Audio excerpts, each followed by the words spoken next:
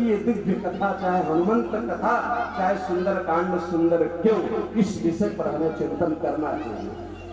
ये कथा होनी ही चाहिए। हनुमान जी प्रेरणा स्रोत है, प्रेरणा है। आज आदरणीय सुखदेव जी महाराज कह रहे हैं, सीता मैया को भरोसा हो गया, लेकिन कहती है बेटा ये बानर कैसे मदद करोगे। अब दिखाया कनक भूखा आकार शरीरा। जब देखा अरे ये तो काम के, बोले भूख लगी है, बोले है तो यहाँ पर दिव्य फलों की वाटिका, लेकिन वहां पर बड़े बड़े रजनीचर निशाचर राक्षस रक्षण करते हैं। तो उस ताकर भय माता रोहिणाई, उसका भय मुझे नहीं, मुझे जाने की अनुमति दे दो।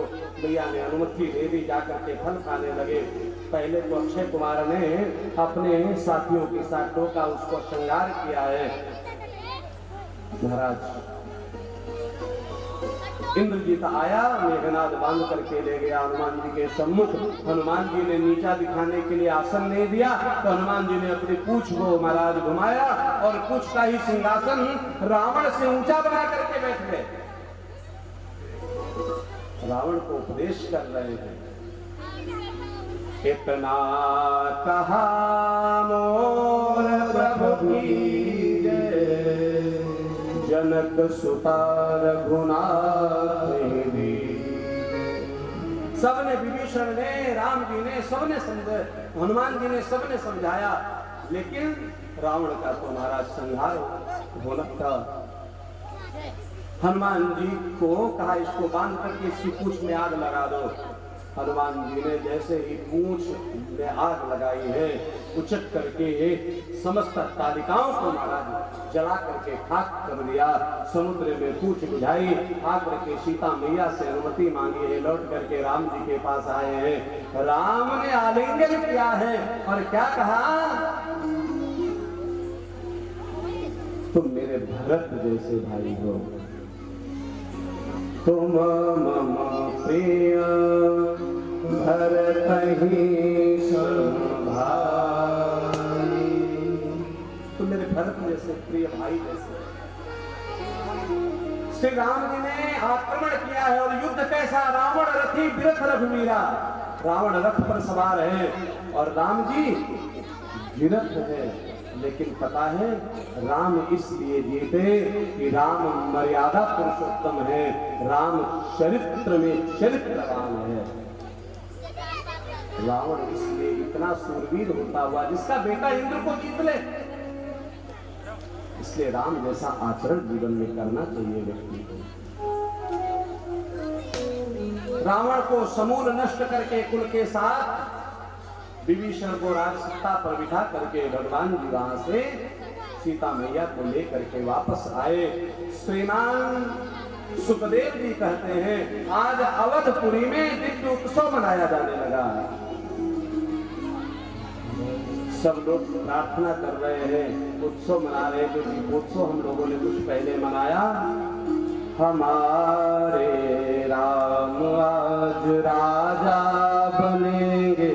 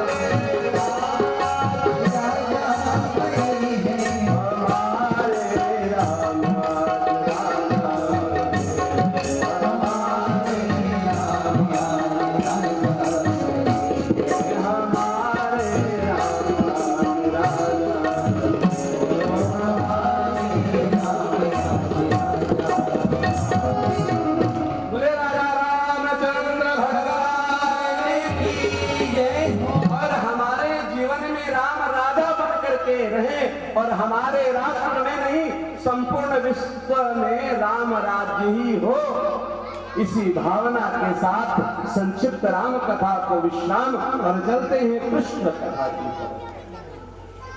हमने पहले भी कहा कृष्ण क्या है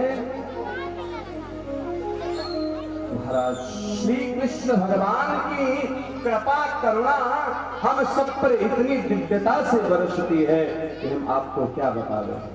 आदरणीय सुखदेव जी महाराज कह रहे हैं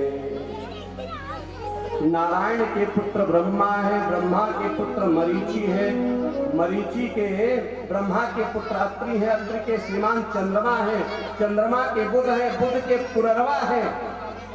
इन्हीं के कुल में श्रीमान परशुराम जी का अवतार हुआ है। परशुराम जी चंद्रवंशी हैं, बड़े दिव्य राजा है। इन्हीं के कुल में एक दिव्य राजा हुए जिनका नाम है गाधी। विश्वामित्र श्रीमान जी भी चंद्रवंशी है। विश्वामित्र जी गौ सेवा के लिए बड़ा महाराज संघर्ष करते रहे। बड़े दुष्टों का पहले राजा थे विश्वामित्र, वो गौ सेवा के लिए ही समर्पित रहे। इन्हीं के कुल में एक दिव्य राजा हुए जिनका नाम है नहुष। नहुष महाराज के 6 पुत्र हैं, याति, ययाति, संयाति, आयति, वियति और कृति। इनमें ययाति नाम के जो पुत्र हैं उनका विवाह देवयानी से हुआ और इन्हीं के पुत्र श्रीमान शुक्राचार्य जी महाराज। शुक्राचार्य जी महाराज चंद्रवंश में ही हैं। इन्हीं के कुल में बड़े दिव्य राजा है श्रीमान देवयानी जो शुक्राचार्य की धर्मपत्नी है, उनके यहाँ दिव्य बालकों ने जन्म लिया है। एक पुत्री है जिसका नाम है शर्मिष्ठा। एक बार ययाति राजा उधर से निकले हैं तो देवयानी ने देखा कि कोई कुएं में पड़ा हुआ है महाराज। उसकी आवाज सुनकर के राजा ययाति उधर चले गए। शर्मिष्ठा साथ में है, ब्राह्मण पुत्री है, लेकिन उसको गुप्त रूप से उसका विवाह कर दिया। इन्हीं के कुल में आगे चल करके यदु, पुरवशु, दिहुर और कुरु ये शर्मिष्ठा आदि के दिव्य पुत्र हुए हैं महाराज। इन्हीं के कुल में बड़े दिव्य राजा हुए हैं सूरसेन जी महाराज। इनके मित्र हैं उग्रसेन। सूरसेन के पुत्र का नाम है श्रीमान वसुदेव और उग्रसेन के पुत्र का नाम है कंस। कंस और उग्रसेन, कंस और वसुदेव जी में बड़ी दिव्य मित्रता है। सूरसेन में और उग्रसेन जी में बड़ी दिव्य मित्रता है। सबका आना जाना है।